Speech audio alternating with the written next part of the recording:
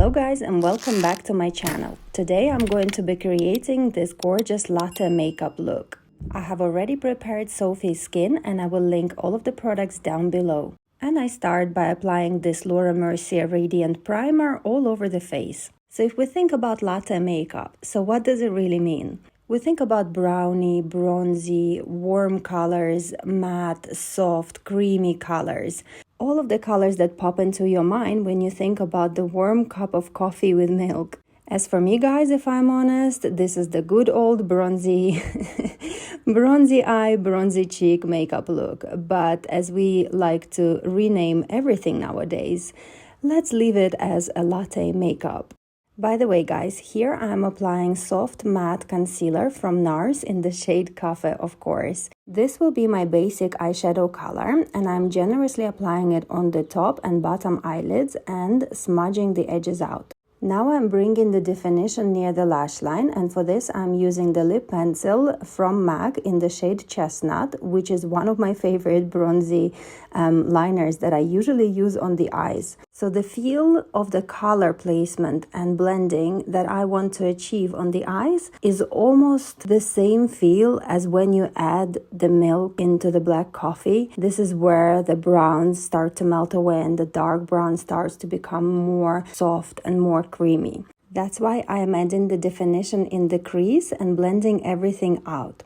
This will allow me to create the depth of the color, leaving the middle part of the eye lighter in shade. This chestnut liner from MAC is wonderful. It's so easy to apply and it is also really easy to blend out. I'm using small bullet brush from MAC to help me get inside of the crease without smudging the color too much, as I still want the definition to be really obvious.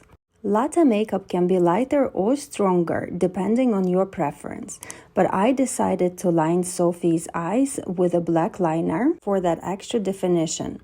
Sophie's eyes are really beautiful blue color, and any darker shades near the waterline will bring that blue even more and make the whites appear brighter. Latte makeup will suit everyone, but especially girls with the blue eyes, as it entails using a lot of warm, bronzy, browny shades, and these are the shades that usually bring the blue in the eyes even further. Now I'm using this dark brown shade from Pat McGrath Bronze 5 palette. Now I'm adding it onto all of the areas where I used MAC Chestnut liner to set it in place and intensify the color even further. This is also the part where I'm finishing off the eye shape by elongating it and smudging the edges out. Now that my eyeshadow is nearly finished, I'm moving on to the face and I'm going to be using Limbo's Little Black Dress Foundation with SPF 50, which is a wonderful full coverage foundation and it actually suits Sophie's skin really well. I'm very generous with its application, and as you see I'm working in stages. I'm applying one side of the face first, letting it sit and absorb into the skin. Then I'm moving on to the other side of the face. The goal here is to let foundation absorb into skin before I pat it away with the beauty blender. Like this, I'm not disturbing the coverage I created, and the beauty blender helps to push the foundation further into the skin, leaving the surface really smooth. As this foundation is full coverage, you need to be really careful near any areas of the hairs. So around the brow area, I'm using clean synthetic bullet brush and smudging all of the foundation around these areas for seamless finish. Now that the foundation is completed, I need to bring some warmth back into the skin.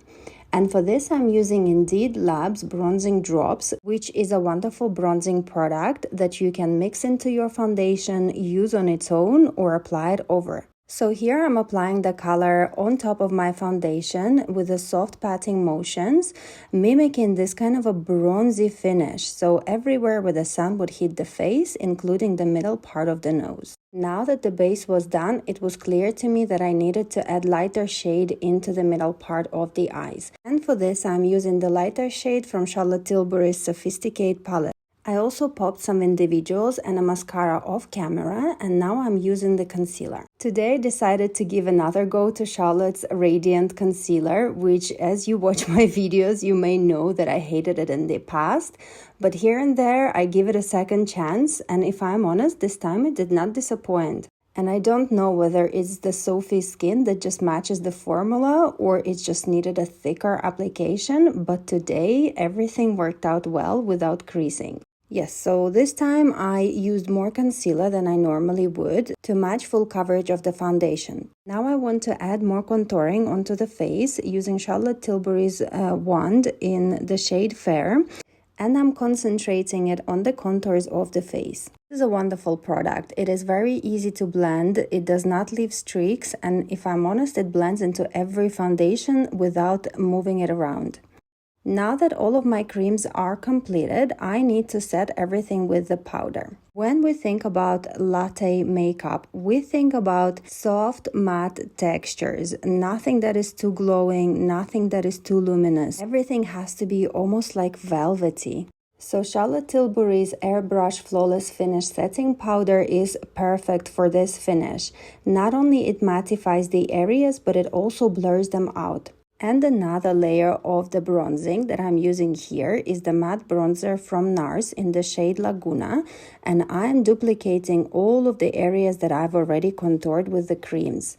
This will allow me to set the product and make the makeup more matte and also long wearing.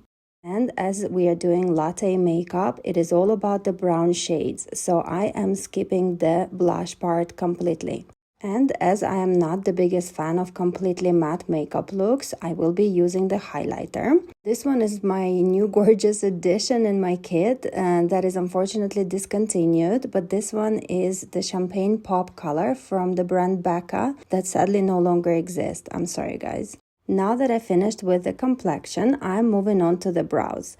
And for the brows, I'm using my complete winner and ultimate favorite in my kit, the brow gel from Got2b, which is a very strong clear brow gel. And I'm generously coating the brows and leaving the gel to dry. And for the lips, I chose two creamy shades. This one is from MUA Makeup Academy in the color Heartfelt. This is a wonderful nudie creamy pencil, which is not very long wearing, but it doesn't matter as I will be setting my lips with powder this time. I'm using this lip liner as a lipstick all over the lips and smudging the edges using the clean bullet brush.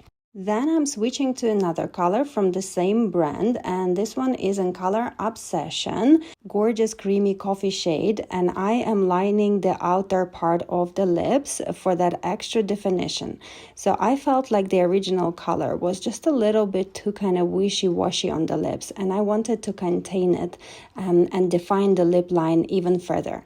So you see me applying and then smudging, applying and smudging, just so everything looks like it's melts from one color into another.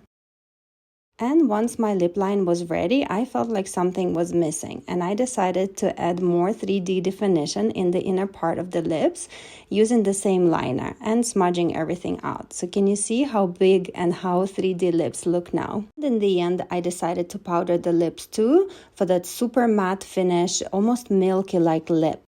Now I'm coming back to the eyebrows as the eyebrow gel has now fully dried and I can add some color. For this I'm using Anastasia Beverly Hills Deep Brow Pomade in the shade Blonde, which is one of my favorite shades for the blondies. And I'm finishing off the look by using shimmering dry oil from the brand Nuxe all over the body. This will act as a body moisturizer and illuminator, and it also smells divine. I'm also applying the dry oil onto the ears to illuminate them as well, as I like everything to be unified and glow. That day, Sophie had gorgeous manicure and we decided to use hands in the shot. So, of course, I would need to prepare the hands as well. And this Nuxe dry oil is perfect for the hands too, as it contains a slight shimmer and also a slight tint in it. So you see how everything now is unified and the look is complete. So here is our final latte makeup look completed. I hope you guys enjoyed watching the tutorial. As usual, don't be shy, hit that thumbs button, leave a comment underneath. I am slowly growing. I'm well happy that my video is getting more and more views, and the positive feedback I receive is also amazing. This makes me really happy and motivated to create more videos for you in the future. Thank you, and I see you on my next one.